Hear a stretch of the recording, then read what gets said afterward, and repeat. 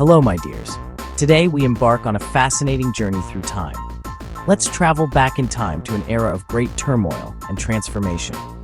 We're going to ancient China, a land rich in history and culture. It's the 3rd century BC. Imagine a land divided into multiple warring factions. 7 kingdoms are constantly at war, each vying for dominance. This chaotic era is known as the Warring States period. They fight fiercely for power, land, and survival. Among these kingdoms is the state of Qin, a powerful and ambitious kingdom in the west. The Qin state had a secret weapon. It was the philosophy of legalism. This philosophy believed in strict laws, harsh punishments, and absolute authority. It was all about maintaining order and control over the populace. The Qin rulers used legalism to strengthen their state and enforce discipline. They built a formidable army and systematically conquered their neighbors. For generations, the Qin kings chipped away at their rivals, expanding their territory. They were ruthless, efficient, and relentless in their pursuit of power. Finally, in 246 BC, a young king named Yingzheng took the throne of Qin. He was destined to become Qin Shi Huang, the first emperor of a unified China, forever changing the course of history. Yingzheng was a brilliant and ambitious ruler. He continued the Qin policy of expansion. He was determined to conquer all of China and create a single, unified empire. His armies were relentless, sweeping across the land. One by one, the other states fell to the Qin. Finally, in 221 BC, the last rival state, Qi, surrendered. The Warring States period was over. For the first time in history, China was unified under one emperor. Yingzheng took the name Qin Shi Huang, meaning first emperor of Qin. Qin Shi Huang was a visionary leader. He wasn't content with just conquering China. He wanted to create a lasting legacy. He set about transforming the country, centralizing power, and standardizing everything from weights and measures to the written language. Qin Shi Huang was a firm believer in legalism. He used it to create a highly centralized state. He divided his empire into 36 provinces, each ruled by appointed officials. Power rested firmly in the hands of the emperor.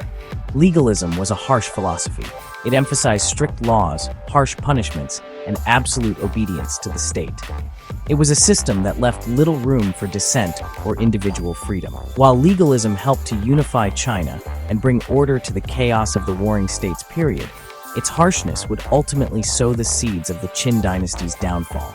The people, burdened by heavy taxes and forced labor, would eventually rise up in rebellion. Great Wall of China, a monument to ambition. One of Qin Shi Huang's most ambitious projects was the construction of the Great Wall. The northern borders of China were constantly under threat from nomadic tribes. Qin Shi Huang wanted to protect his newly unified empire from these invaders. The Great Wall was a colossal undertaking. Hundreds of thousands of laborers were conscripted to work on the wall. They toiled for years, hauling massive stones and earth, building fortifications across mountains and deserts. The Great Wall was not just a physical barrier. It was a symbol of Qin Shi Huang's power and his determination to protect his empire. It was a testament to the engineering prowess of the ancient Chinese. Standardizing China, one language, one law. Qin Shi Huang didn't just want to unify China physically, he wanted to unify it culturally too. He implemented a series of reforms to standardize weights and measures, currency, and even the written language. Before unification, each state had its own system of writing. Qin Shi Huang standardized the script, making it easier for people across the empire to communicate. He also standardized the currency, replacing the different coins used in each state with a single, unified system. These reforms might seem minor, but they had a profound impact on Chinese society. They helped to create a sense of unity and cohesion across the vast empire. They facilitated trade and communication, laying the foundation for a common Chinese culture. The Terracotta Army, an afterlife guard. Qin Shi Huang was obsessed with immortality, a desire that drove many of his actions during his reign. He spent much of his reign searching for the elixir of life, hoping to rule forever and defy the natural order of life and death. When he died in 210 BC, he was laid to rest in a magnificent tomb complex, guarded by an army of terracotta warriors, a testament to his quest for eternal protection. The Terracotta Army is one of the most astonishing archaeological discoveries of all time, revealing the grandeur of ancient Chinese craftsmanship. Thousands of life-size terracotta soldiers, each with unique facial features and armor, stand in battle formation, ready to protect their emperor in the afterlife, showcasing the individuality and skill of the artisans. The Terracotta Army is a testament to the wealth and power of the Qin Dynasty, reflecting the resources and manpower that were dedicated to this monumental project. It is also a window into the ancient Chinese beliefs about the afterlife and the importance of honoring the dead, providing insight into their spiritual and cultural values. The fall of the Qin Dynasty, a dynasty built on sand. Despite his remarkable achievements, Qin Shi Huang's reign was marked by brutality and oppression.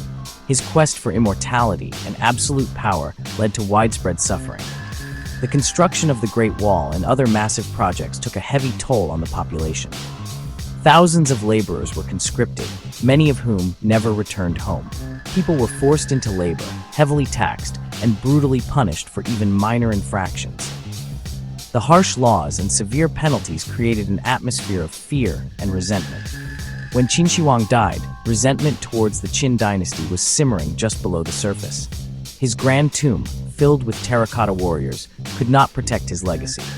His son, Qin Shi, was a weak and ineffectual ruler. Lacking his father's authority and vision, he struggled to maintain control.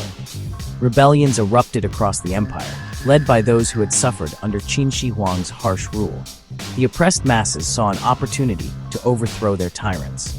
In 206 BC, just 4 years after Qin Shi Huang's death, the Qin dynasty collapsed. The once mighty empire fell into disarray and ruin. The empire he had so ruthlessly forged crumbled into chaos once more. The dream of a unified China was shattered. The Qin dynasty, despite its achievements, would be remembered as a cautionary tale about the dangers of tyranny and the importance of ruling with a just hand. Its rise and fall serve as a powerful lesson in history.